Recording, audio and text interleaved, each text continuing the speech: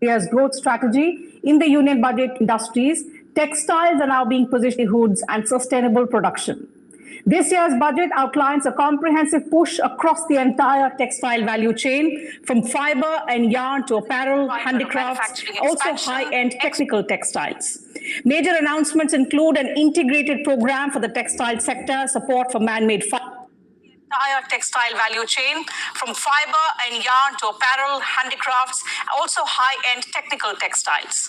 Major announcements include an integrated program for the textile sector, support for man-made fibers and new age materials, modernization of traditional clusters, also setting up of mega textile parks to enable scale and global competitiveness. Besides, there is also a strong focus on MSMEs and artisans with improved access to credit, cluster infrastructure support, and expanded skilling under Samarth 2.0. Sustainability also features prominently with the significant measures aimed at aligning Indian textile manufacturing with emerging global environmental standards. All of this comes at a time when India is looking to expand its footprint in global textile value chains and significantly scale up exports in the next coming years. So how far can these budget measures transform this key sector? How will they help India move up the value chain and compete more effectively in the global markets? Also, what will this mean for the jobs, investment, and industry growth? We'll explore these questions with two distinguished experts in the sector. I'm pleased to welcome on the program Dr. Siddharth Rajgopal. He is Executive Director, the Cotton Textiles Export Promotion Council, joining us from Mumbai. Mr. Rajgopal, thank you for joining us on the program. It's an honor to have you join us to talk about the growth of this sector and how the union budget gives a fillip to the progress and expansion of this sector as well. Also joining us is Mr. R.K. Vij, National President, Textile Association of India. He's also the Secretary General of Polyester Textile Apparel Industry Association. Mr. Vij, glad to have you with us on this telecast as well. So the first question to both of you, I'll put it across to you, Dr. Rajgopal first. Given how the union budget 2026-27 has placed textiles at the center of India's growth strategy, do you see it as a major turning point in how the sector is being positioned within India's manufacturing, but also the larger export vision? Yeah, thank you very much. I think you said it right. The budget was put this focus entirely in a way on the textile sector for growth, jobs, and for sustainability initiatives. And I think it's been one of the centerpieces of this budget. And I really am thankful to the Honorable Prime Minister and the Honorable Finance Minister and also the Textile Ministry, which has also been pushing this, that they have been able to, realize that the textile industry, which is the second largest employment provider in the country after agriculture, contributes about 9% of the employment, the workforce, and is also a major foreign exchange earner, as it is almost $37 billion. We have a share of about 4% in world trade, and we are the sixth largest suppliers of textile and clothing. And therefore, we have a huge presence. I mean, textiles is not new to India. As we would know, it's our legacy industry. We have dealt with it for historical years. It has a civilizational context, and therefore, as traditional textiles moves towards the modernization, the budget has really recognized this entire spectrum in which the textile industry in India has been placed. So therefore, as we move from the traditional skill to the modern technology, we have not lost sight of the traditional skills. We have, in fact, taken them into account, and the schemes that have been announced, for instance, the National Handloom, and Handicraft Program, or let us say the Textile Eco Initiative, they're all trying to give an impetus and a sort of a holistic framework to the growth of the textile industry, right from the fiber stage to the fashion stage. So I think this is one of the historic budgets, which in fact has come at an opportune time as India signs the FTAs. And as you would know, we have done the Indo-UK FTA, we have just signed the Indo-EU FTA, and the news about the bilateral deal with the United States, where we have been, we are getting 18% tariffs, which is much better than our competitors. I mean, we are in what I would call, entering the Goldilocks phase of the textile industry. In fact, this is where we are, and I think we have a lot to look forward to in the future. And I think there has been the right policy decision in our view at the right time. So I think we can look forward to a good growth in the coming years, not only in the export, but also on the domestic side. Thank you. Certainly, the kind of progress and expansion that this sector has seen, most importantly also the kind of trust that the budget for the next fiscal has placed on this sector indicates how important this sector is going to be, especially in context of our Viksit Bharat vision. I'll come back to you and understand how these measures will also help India position itself better in the global value chain system. Let me go across to Mr. Wij. Mr. Wij, the budget gives a strong push for scale and modern manufacturing through the mega textile parks. In fact, the finance minister, if you would recall, she said these were aimed at building integrated, large-scale manufacturing ecosystems in the country. So from an industry body perspective, how critical do you think this move is going to be in helping the Indian manufacturers of course, expand and strengthen their own capabilities, but also compete with countries that are already operating at scale? This is the very right time the budget has come. And because, of course, after August 28th, when the Trump had put up the tariff of 50%, but government of textile, we are thankful to Honorable Prime Minister, Finance Minister, Giriraj ji and Piyush Goyal ji that they have taken few steps in last 6 and 8 months. They have made the raw material at international prices. They have refined the GST, reduced to 5%, and they have come up with the PLI scheme and the PM Mitra Park. So based on that, because the textile after agriculture is giving the largest employment, so this time the budget will help us. So this is the first time I think our respected finance minister has taken the textile, means they will grow natural fiber, man-made fiber and new age fiber. So in natural fiber, mostly this cotton is coming, and man-made fiber, polyester, other material is coming, and new age fiber is banana fiber, bamboo fiber, milkweed fiber, this is coming. So this, whenever this all things will grow, and we will be sufficient to supply to the downstream industry. So this is one point. And second point in the budget has been taken for that the growth of MSMEs, because this in textile, the major role is of MSMEs, and they give the jobs also, and they work also. So for MSMEs, they have allocated about 10,000 crores of rupees for MSMEs. They have done they will get the credit facilities. They will, whenever they will buy the purchase raw material, banks will help. In export also, they will get the benefit. So another benefits it is giving in this budget is that when you will import or export, earlier, suppose if we are importing and then exporting, it was the 6-month time was there, which was, now they have extended to 1 year, so that the MSMEs exporter will get the time to export their finished product. And another thing, some of the industry which are in export oriented zones are there. So they will get one-time benefit to export their inventory based on their export quantity in the Indian market. So they will get the liquidity. These are the things they have done for MSMEs. This is the main point is there that MSMEs will grow, we will get the jobs. And another thing, MSMEs, they have done the ease of doing business.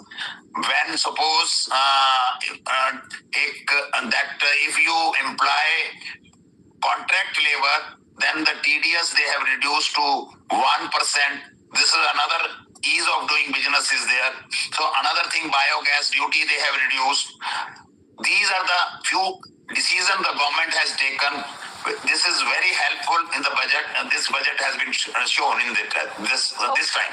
Okay. So you covered a lot of ground on some of the measures that have been undertaken in recent years to expedite the progress in the sector. But Dr. Rajgopal, coming to the biggest announcement, which was that of the textile parks, the integrated parks, with an aim to help India move beyond just being a yarn and fabric supplier to perhaps becoming a much more stronger exporter of value-added products. But how will this be implemented to achieve the desired results?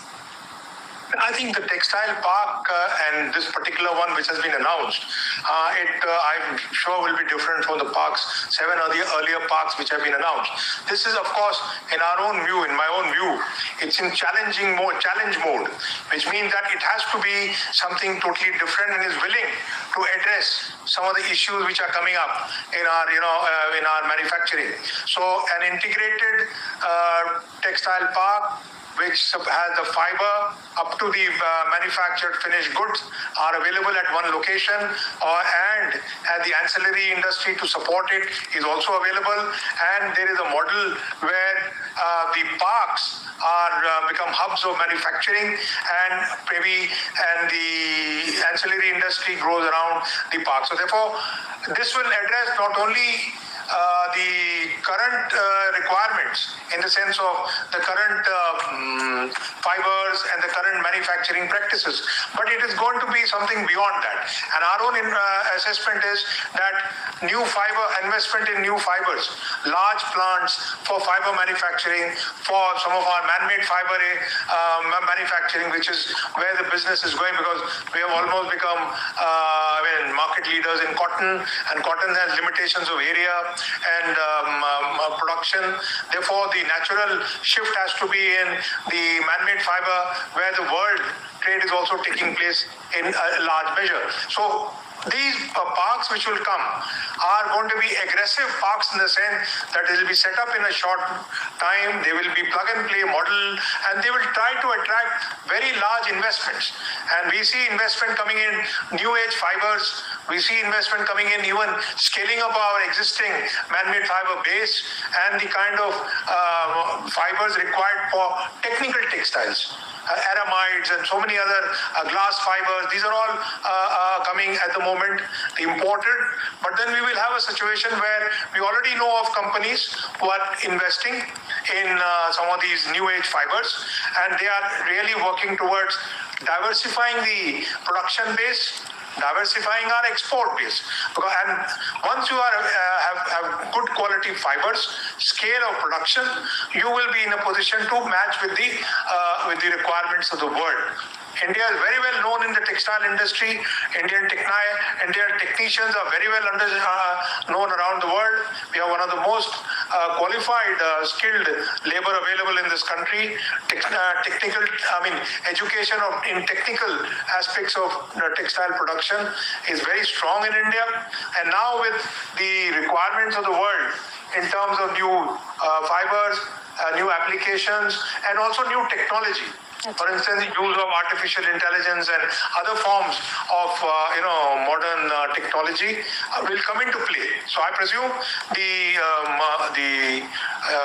the parks which are now being envisaged are going to be a very important contribution to becoming world-class. That's right.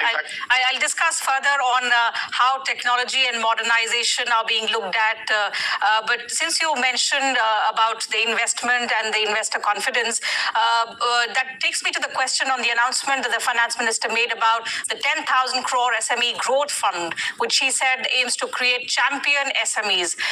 What kind of textile enterprises will emerge as global players with this kind of support that the government will provide, Dr. Rajgopal?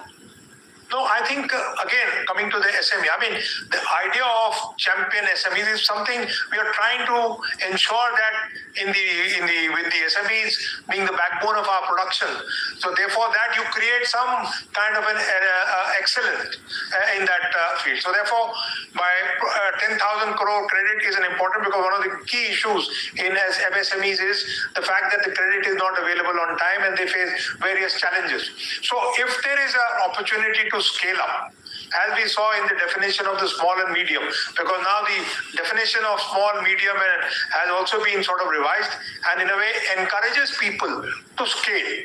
And I'm sure as we go forward, these industries, SMEs, are largely involved in multiple activities. They're not only in merely, provide stitching or, back-end support, but they are actually into manufacturing product lines which are required in smaller quantities, let us say. And they're also becoming, in a way, alliance partners with larger sectors. And we know that a lot of large companies have got SMEs who are running, in terms of doing the back-end work of, weaving, or even for that matter, some kind of processing, and even some of the other things like ancillary areas, and also the requirements of the supporting, like, buttons, zips, and etc., all that which goes into the manufacturing of the ecosystem. So this is very important, because you need to take care of the SMEs, and SMEs are the backbone, as I said, but their credit needs, timely payments are the key critical issues which are there and which are also getting addressed. And this will give you a fillip to the SMEs also to sort of try and, try and expand their manufacturing base, try and get in new technology, and try and also look at newer dimensions of, the textile product manufacturing. So they'll be able to diversify, and some of them even may venture into, building their own small brands, local brands. They could be worth something. Therefore, there'll be an incentive for them to sort of scale up, modernize, diversify, and also stand some kind of brand building activity, so that some kind of differentiation takes place from the general products that are being. So they get an opportunity to move in that direction. So that is a very good thing, considering the fact that there are so many items of textiles which can be produced. I mean, in fact, we always argue that it's like a modular framework where so many parts are there, and all those parts could be combined to produce n number of items. So that flexibility the SMEs have, and this is really a great fillip to them to try and get this, try to design product lines, try to enter into new product lines, try to combine the number of parts which are available into something like holes which will be basically garments and finished products. Okay. So therefore that is a great opportunity. Mr. Vij, so the kind of holistic approach that is being adopted, does that create confidence needed for the large scale private investment that may be required to achieve these desired objectives? Also, based on what Dr. Rajgopal said, I would like your perspective. From the domestic industry perspective, will improved credit access and cluster infrastructure, which this budget focuses upon, help the smaller units in the textile industry have the opportunity to upgrade their technology, become more globally competitive? So the approach is being given by the government, but the results and the performance has to be given by these smaller units which are operating within the ecosystem. As Rajgopal ji said that this time in the budget, government has allocated 1,500 crores for the nearly announcement for the new integrated park. So in that integrated park, why the China is growing? The China is growing that they are the clusters, right from raw material to finished goods and to the transportation. All are at the same area are there. Workers live there. So the thought of government is that we so improve the 2-tier, 3-tier clusters, old clusters also. So when mega textile park, if if a garmenter will get the raw material there, yarns there, fabric there, processing there, and the dispatch will be there. So our quality will increase, our cost of production will decrease. So we will be very much competitive in the world market. Now, the same, we will get the professional facilities also there in that integrated part. Technical textile will be there. Another thing that this government has already done, because these PM Mitra Park may have taken by 2030 that the present domestic market of $157 billion and export of $37 billion to touch by 2030, $100 billion export and domestic to $250 billion. Now we have everything. So, but these mega parks should come as earliest as possible. And I also want to, that of course, because the world over MMF fiber is growing. World over 70 to 75% MMF and rest is the natural fiber. In India is still 50-50 is there. So we request to the government that the raw material, PTA, MEG, cotton, viscose, they all should be available at the international prices. And one more for the man-made fiber. Of course, the government has removed the inverted duty structure at the downstream, but over for man-made fiber, polyester, the raw material is PTA and MEG, which is 80 to 90% is used only for the textile, which is at 18%, and fiber filament, all inverted duty structure there. So this is the working capital. For a 1,000-ton per day capacity, 40 crore of working capital is blocked. Another thing, suppose if we have to put the bigger corporate factories, so if we have to put a factory of 1,000 metric ton, so 200 crore of our extra cost comes, which remains in the our books. So we if all these things, these are the one or two very, here the government is not to lose anything. That we are depositing and we are taking man-made fiber. So these are the things if government can take, and we are hopeful that government will take this also. Okay, coming to the other aspect, Dr. Rajgopal, of jobs and skills, the textile sector is already the second largest employment generator in the country after agriculture. But given the strong push that we've seen towards strengthening the textile sector from the government, what kind of opportunities will be created for the rural youth, also the women who are employed in the textile sector? No, it's a good question. You see, after all, this is one of the most labor-intensive sectors in the country. And you're right, 45 million jobs are already there. Now, how do you get the youth to get, to get involved with the textile industry? The mere fact that investments will take place with a good ecosystem which has been announced. The Tex ecosystem is another important initiative. Therefore, there will be the current brownfield projects will expand, and it will also invite greenfield projects. When the greenfield projects come, especially the parks are established, you will easily get the employment that will be offered in that particular area. And I can see good growth in the employment prospects for this sector, because what is going to happen is, while we have the traditional handloom and handicraft sector where millions of artisans and weavers are already working, and they're also being modernized by various methods, including marketing opportunities where you're able to link them up with the world markets.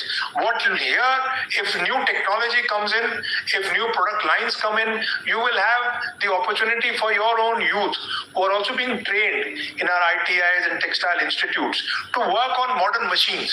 So when you work with modern technology and modern machine, your productivity goes up, and it will also attract some of the young people for the jobs. So I can see the growth in the textile sector for employment, especially if we go into the tier 2 cities, the investments will take not necessarily in tier 1, but it will have to be go into tier 2, tier 3. As we are seeing the state government and the policies that they've announced, they have been able to attract a lot of these investments. So you will have new investment leading to higher employment opportunity. This, mind you, the demand side is addressed through our FTAs. Our UK FTA and the amount of, I can tell you the amount of excitement with the Indo-EU FTA has generated, not only among big companies, but under the SMEs. In fact, we are in touch with our buyers across the world and different fairs, exhibitions. The amount of excitement that the buyers are having, that they will now get an opportunity to, buy from India. That would mean that the production should increase, more factories should come up, capacity building will increase, and therefore both the UK FTA, the EU FTA recently, and now the bilateral agreement, which hopefully will pan out the way it has come out. With 18% tariffs, our tariffs are most competitive compared with our competitors. Yes. We had earlier 50%, which was much higher, but now 18% puts us in a very competitive block. In fact, our other competitors are much more than us in this US market. And US market, mind you, is the largest consuming market in the world, and all our exporters are absolutely excited about the opportunity. The moment this comes into play, the notifications are issued, you will find that our exports will really thrust. Because when export increases because of demand, then you have a capacity to try and the pull of the employment also increases. So you need more hands when new factories are set up. And I can tell you that once these things are in place, in the next 3 years, or 2 to 3 years, because things will settle down, our exports are going to really from about $37 billion Absolutely. now. Given how these measures have been announced, given how there's been the trust, much needed trust to the sector from the government, if implemented effectively, all of these policy measures, also the partnerships, the trade deals that we've entered with countries, we should be able to see that visible change in India's textile sector in the next 3 to 4 years, and contributing significantly not just to domestic growth, but as our Viksit Bharat vision lays out, placing India more firmly in the global value chain system. With that, we'll have to call it a wrap on this edition of Perspective. Thank you, gentlemen, for joining us with your views and perspective. It's been an absolute pleasure to hear you out about the progress and the growth that this sector has seen, but also the potential that it has and the kind of policy measures that have been announced to harness this potential. To you, viewers, thank you very much for your time as well.